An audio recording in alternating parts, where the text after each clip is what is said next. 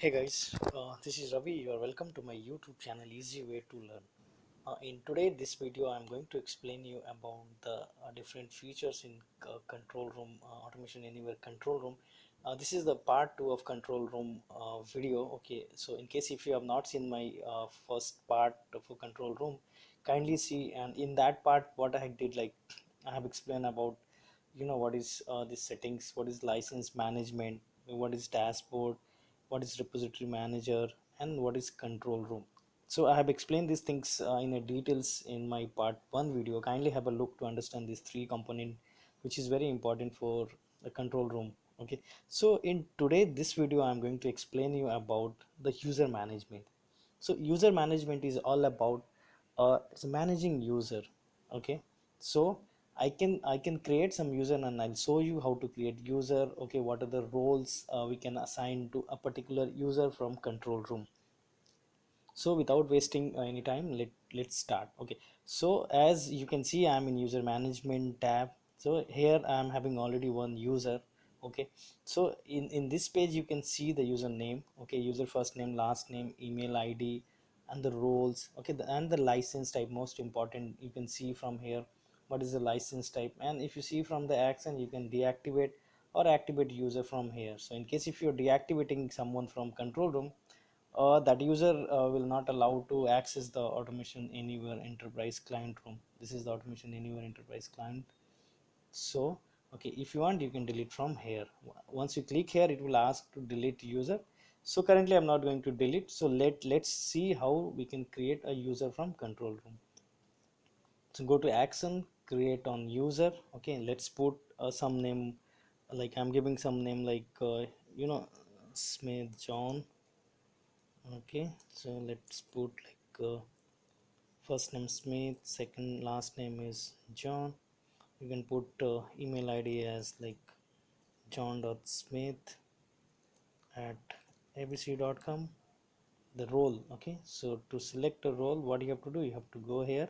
So currently I'm going to select the basic, and in my upcoming videos I'll explain you what is admin and IQ services and what are the rules available. So I'll cover these things in my next video. Okay, so currently I'm selecting as a basic. So you can put here password, like put something I'm giving like so you can put your password as per your requirement. Okay, so once it's done, you have to come to this tab. Okay, the license part, most important part, you have to go here, and from here you can select what type of license you are going to allocate, like development or runtime or the none.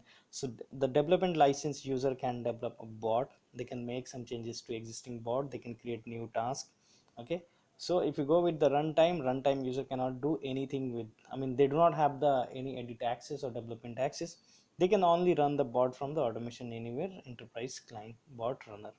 Okay, so let me select a runtime. So once you click to runtime, you'll see this option options like taskbot is by default selected.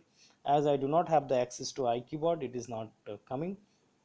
So next is, if you want, you can assign this license to metabot the user, so user can run the metabot also. Let's click on save. So you can see that metabot has been selected. So once I click here, it will save the user. It seems this password is not matching the required information, so let me put something different which can allow me to complete this save. Okay, so once I click, okay, so now you can see here John Smith account has been created, and here the license type is showing as a runtime along with access to, I mean, runtime access to taskbot and the metabot. So this is all about the user management. Okay, now coming to most important part of the control room, which is audit trail. Okay, so this is nothing but it will give you the information about the control room activities. Okay, not only the control room activities, like in case if you are creating user, you are deleting user, or you are making any changes in control room, so that you can see the admin or the person who is having control room access, what they are doing, you can monitor those things. So basically it is giving the audit data, which is very helpful for the a team who is maintaining the audit things. Okay, so you can see here like just now I have added a user, so you can see here label is information, activity type is showing as add user, which I added a new user, source was control room. Okay, the user who has modified the details, it's me. Okay, the computer and date time status was success. Okay, so similarly in case if you are uploading any task which is running successful or getting failed, that also you can see like update upload part, you can see whether task has been uploaded successfully in control room or not.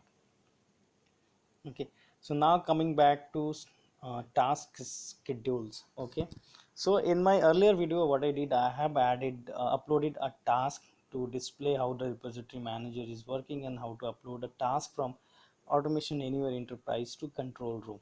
Okay, so what, from this screen what you can do, you can create a schedule. Okay, once you click on schedule, it will open, it will take you to repository page only. Okay, the same thing you can do it from here also. Okay, so after clicking to task schedule, you can see here I come to page that repository manager part. Okay, so from here you can select and you can schedule the task or you can run the task.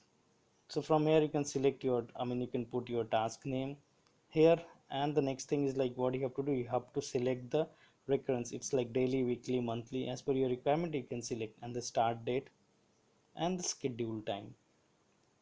So this is all about the task schedule. Okay, so in this video I have covered this three part only: user management, audit trail, and the task schedule. In my upcoming videos I am going to cover what is security and client and the credential manager. I'll give you some examples which will help you to understand in a better way. So guys, thank you so much for watching this video. In case if you have any questions, any suggestions, please feel free to post in comment section.